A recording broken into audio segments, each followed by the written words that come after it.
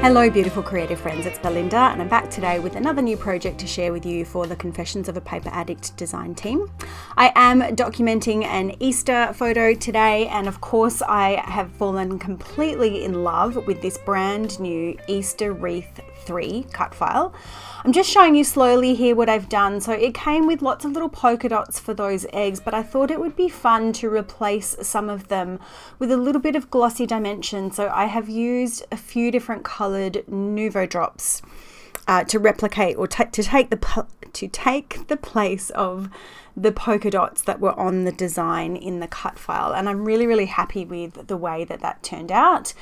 To give me a little bit of a guide, I just used the centerpieces that my silhouette cut out and then used a really light pencil to just make a little dot underneath. I did that with some of them. With others I just sort of eyeballed it and dotted them where I thought they should go. The collection that I'm using here is from Simple Stories. It is a few years old now. It's the Bunnies and Bloom collection. I don't actually have a whole lot of Easter products in my stash. I think I've got a handful of partial collections. I don't tend to have a lot of Easter stories to document, particularly now that the kids are a little bit older. Aside from waking up in the morning and going hunting for eggs, Easter's it's a bit of a non-event for my family. We don't really do a lot. We don't really celebrate a lot. It's just really about the chocolate and the hot cross buns. So this is a photo from this year that I'm going to be documenting today.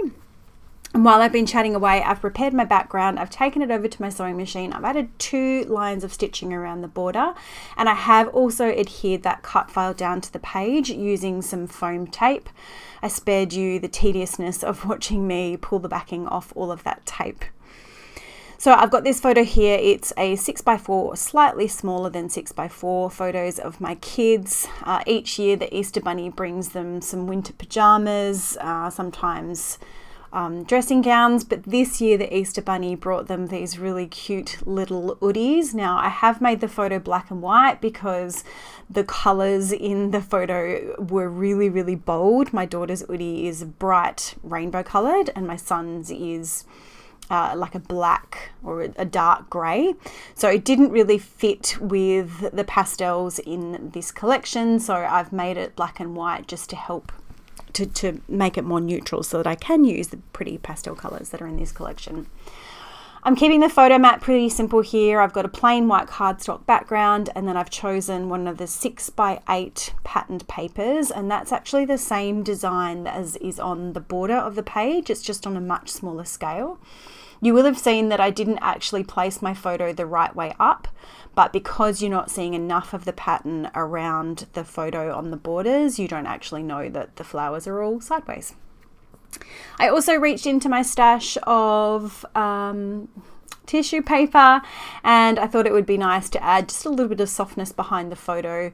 It's going to go onto the background in the middle of the wreath, so I thought having that tissue paper just might add another little textural element behind it. And I wanted to add a little bit of dimension behind the photo, but not as much as is behind the wreath. So I've grabbed this chipboard. This is just some offcuts from something that came in some packaging, and I'm trimming it down, and then I'm going to place that behind my photo.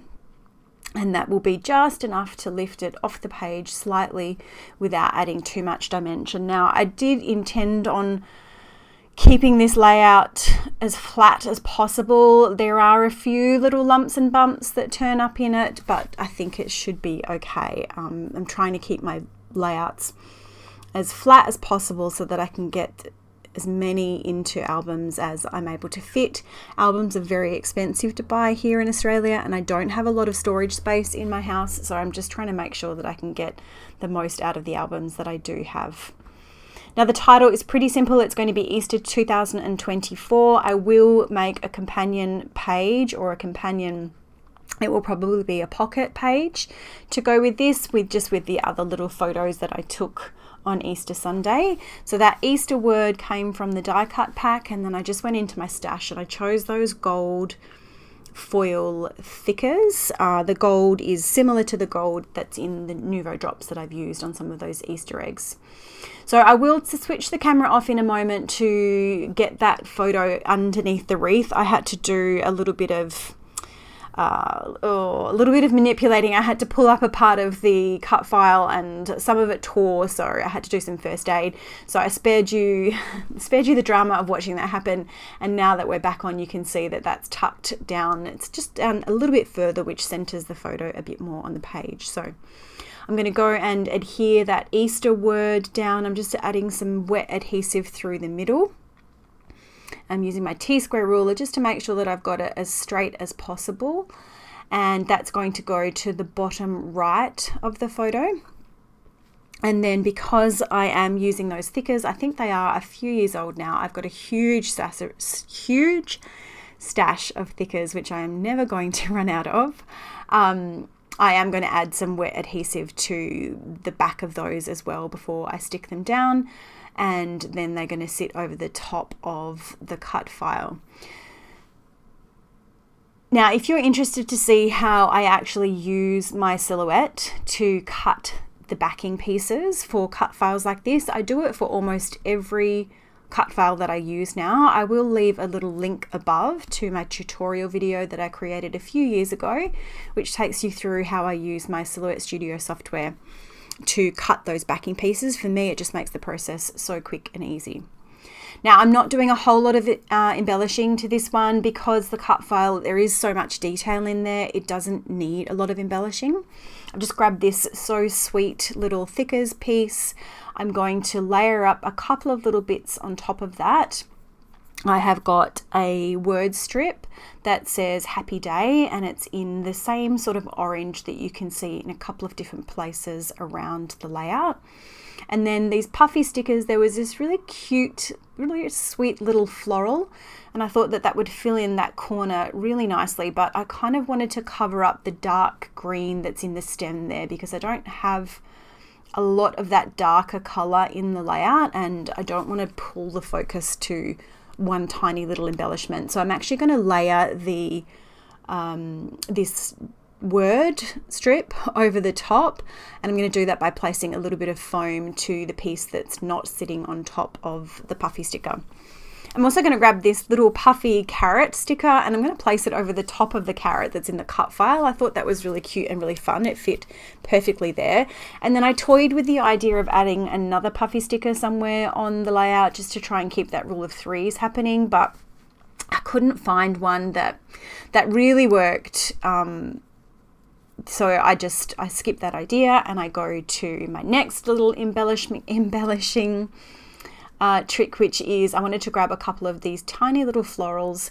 There were some in the die cut piece. There were some, in the die cut, the ephemera pack. There was some on the sticker sheet and there was some in the puffy sticker sheet. So I'm just having a look to see which ones I wanted to use. I did pull these three out, but the ones with the longer stems I decided not to go with. So I'm looking at the sticker sheet now and I'm just going to grab a couple of those and pop them down in around those clusters to the top left and the bottom right of the photo, and then I will finish off with some Nuvo drops. I use some jewel drops, which are the translucent drops, in a purple and a yellow, and I sprinkle those around, and then that finishes off my layout.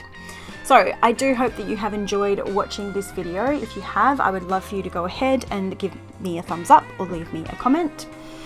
If you are new here, I'd also love for you to go ahead and hit that subscribe button so that you can join me on my upcoming paper crafting adventures. There are, of course, some close-up photos coming in just a moment, but I will leave it there for now and say thank you so much for watching, and I hope you have a great day.